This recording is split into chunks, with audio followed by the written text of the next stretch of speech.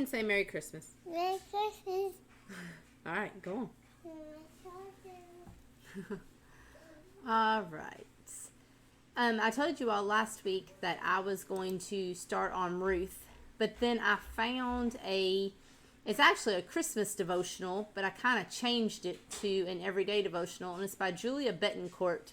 And I like her devotionals, and that's what I usually use when we do our ladies' nights out.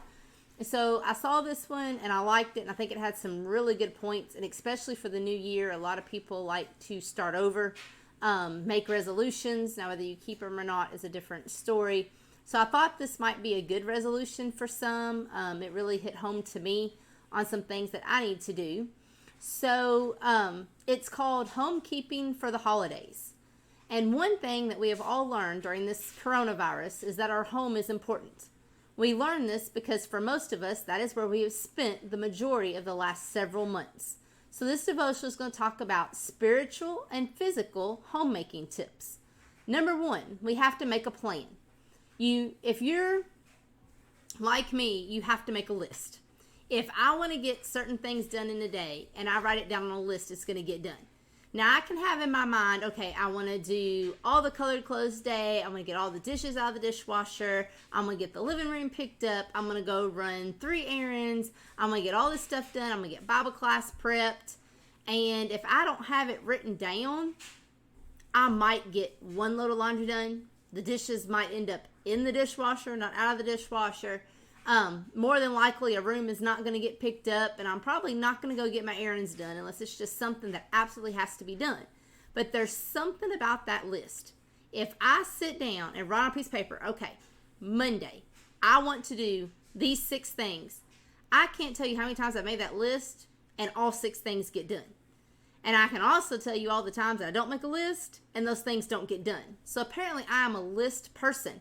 But doesn't it feel good if you have a list, you can cross them off, and when that list is filled or all crossed off, I feel like I've accomplished something. So that's our physical list. What about spiritually? What about or making a plan? What about our spiritual plan? Living right just doesn't happen. We can't get up every day and just think that living the Christian life will happen without a plan. We need to plan a time to study God's Word each day. Plan to call someone who is shut in, or call a friend, or call someone who's just lost a loved one, or just call someone to say hi. We need to plan to go visit somebody. We need to plan to go take somebody food. Lots of examples. Do we have a spiritual plan? So number 1 for the new year, make a spiritual plan. Number 2, purge unneeded and unwanted items. Physically, this is the time when we clean out the closets or the cabinets and get rid of things that we no longer use, can no longer wear, no longer want. And sometimes we can give those to a charity. Sometimes we can give those to people in need. Sometimes they have to go in the trash because they're broke or they can't be fixed. But when we're able to give it to somebody in need, doesn't it make us feel good? And again, I'm going to use the preacher's wife thing.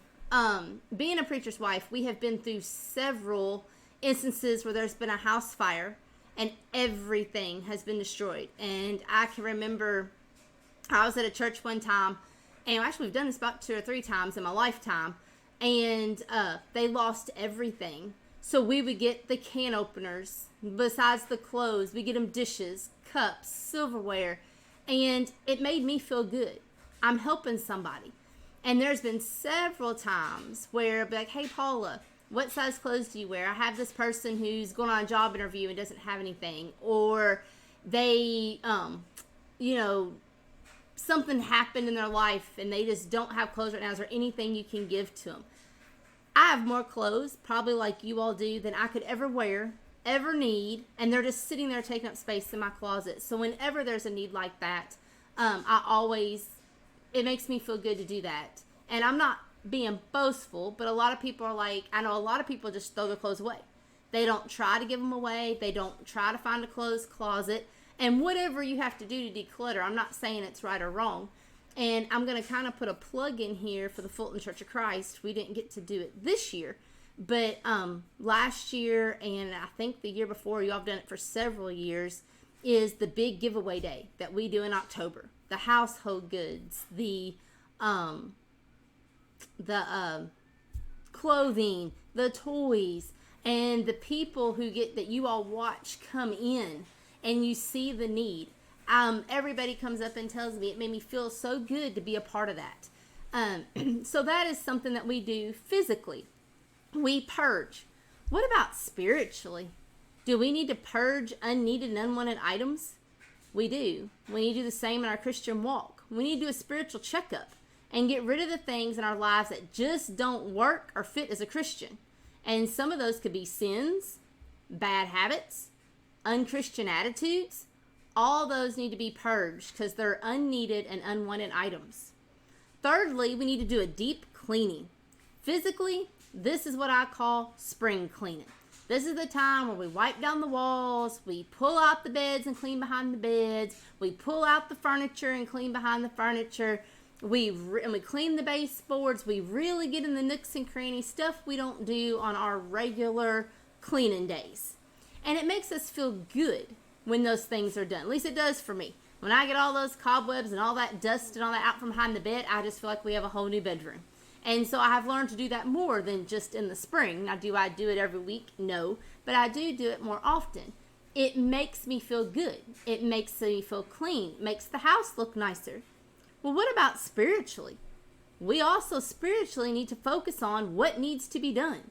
Spiritually, we need to work on the things maybe we've put off, or the things that are a little hard for us, or the things we don't pay much attention to all the time, or things that are going to take a little bit more effort because they just don't come naturally to us, or some things that we know we should be doing, but we really just don't want to, or just really struggle. And this is where I have said in past devotionals where I struggle, like with my neighbors, or with anybody when it comes to a Bible study. I am very, very shy. I'm not going to walk up to somebody and say, hey, would you like to study the Bible for me? Or not for me, with me. And that's just something I struggle with. So that is definitely a spiritual deep cleaning that I need to work on. What about number 4, house repair? Little things that need to be fixed. Maybe a knob on a cabinet, a blind that needs to be replaced, or maybe some painting or just some little thing like that we've put off because it's not going to take very long. The first thing I thought about was changing a light bulb, because I am the world's worst. That, like, if you have a ceiling fan or a light that takes more than one light bulb, I will put it off until they both blow. I do not like changing light bulbs. Little bitty things, little bitty repair that needs to be done, I just don't want to do it. I don't like changing light bulbs. So that would be my little house repair. But how often do we put that off? Just because maybe, I just don't have time to do that. I'll get to it tomorrow. Are we that way spiritually? Are there things in our spiritual life that need mending? What about relationships? Is there a relationship that has been broken or lost or hurt or torn apart that we need to mend? What about letting only kind words come out of my mouth? Have I offended somebody by the things I have said? Have I hurt somebody? Have I been really ugly towards somebody? Do I need to mend that and work on kind words coming out of my mouth? Or maybe we just need to patch up some of the ways we think. Maybe we're a negative-minded person. Everything is woe is me. Nothing's good. Every day is a bad day. Nothing good comes out of the day. Maybe we need to work on that. Maybe that's our house repair. Our spiritual repair is find a positive in every day. Number 5, we need to make a cozy home. There is something about being able to relax, feel cozy, loved and blessed in your own home. It is important for us to feel comfortable in our homes, is it not? Of course it is. We want to feel comfortable.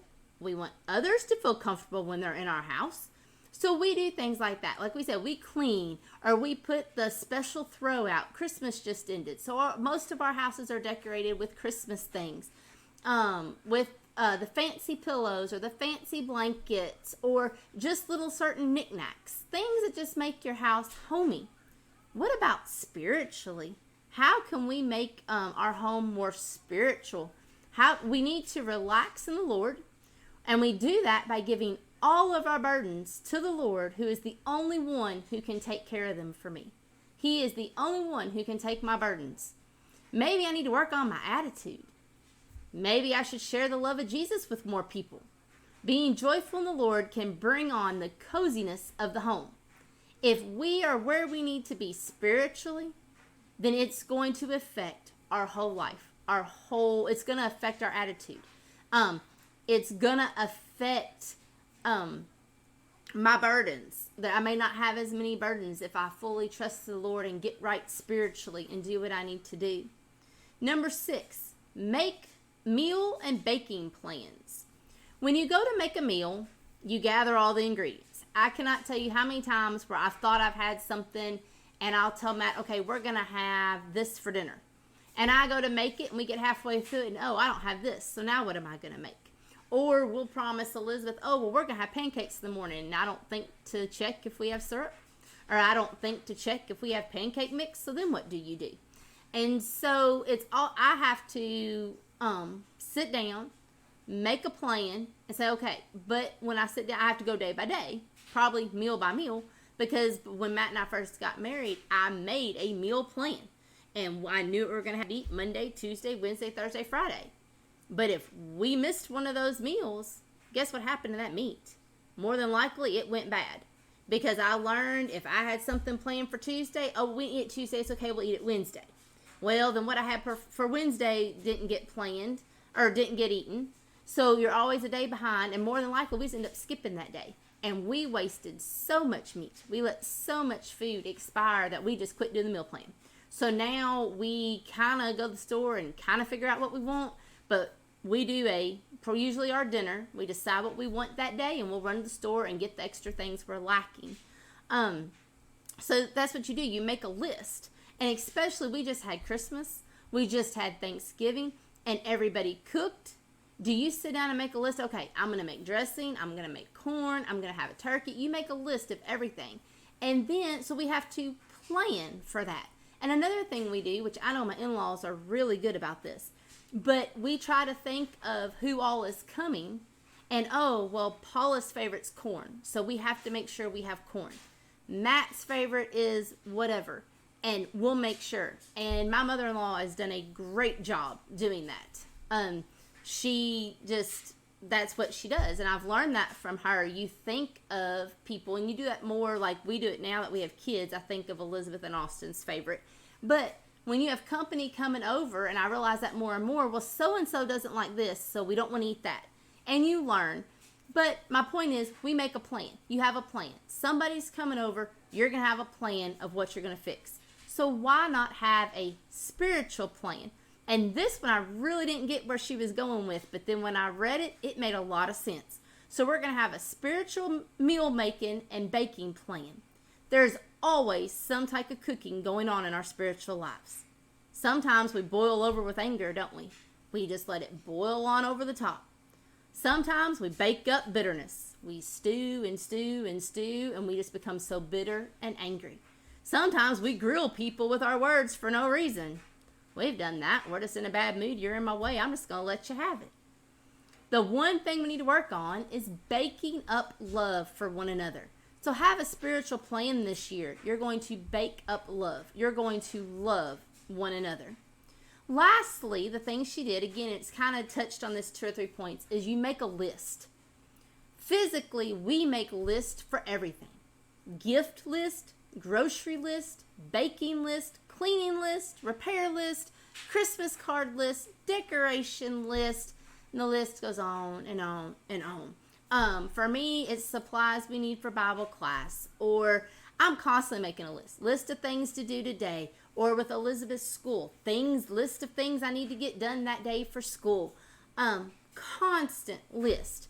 Some of us, like me, cannot survive without a list. But what about our spiritual lives? Do we make a list for that? And you're thinking, okay, Paula, how am I going to make a list for my spiritual life? Well, back on point number 1, where I said when I write down the 6 things I want to do today, if I don't make time to study the Bible, I'm probably not going to get it done. And I know that I'm not alone in that, but I'm hoping I'm one of the few in that. And I've told you all that before. I struggle in that aspect. It kind of gets pushed to the side when it should be my first thing to do. But what about a list for our spiritual lives about things we're thankful for? And I know we usually do that on Thanksgiving. It's hit hard at Thanksgiving. But can't we do that any day of the year? Any month of the year? Can we just sit there for the week and be like, okay, I'm thankful that this happened. If we can't do it daily, what about by the week? Something good has got to happen in 7 days. Something. Make a list of things we're thankful for. What about a list of what Jesus means to me? Because how am I going to go out and tell somebody about Jesus if I don't know what he means to me? Or if he doesn't mean anything to me, why doesn't he? Or how about a list of things we need to focus on to be able to be the best Christian we can be? How about a list of things you want to do for others this year? There's a lot of spiritual things. And number one for me is, I'll be honest with you, it's to study the Bible more. It is to get into the Bible, pick a subject. I do better with subjects. Pick a subject and just get into it and really, grow my knowledge in the Bible. So in this devotional, we have talked about 7 things to help keep our house physically clean and our spiritual lives cleaned as well. The most important thing is to keep Christ in the center of our lives. With Christ, all things are possible, and we have to remember that. I know this past year was not what anyone was expecting, but we just have to keep looking to Christ and be the best Christians we can be. So I hope everyone has a great new year. I hope you all have a great week, and I will see you all here next Sunday. I'm not going to promise you all Ruth, because the last 2 or 3 times I've promised you that, I haven't done it. So it'll just be a surprise next week of what we're doing. But I hope everybody has a great new year, and I will see you all next week. Thank you for listening to this year's devotionals.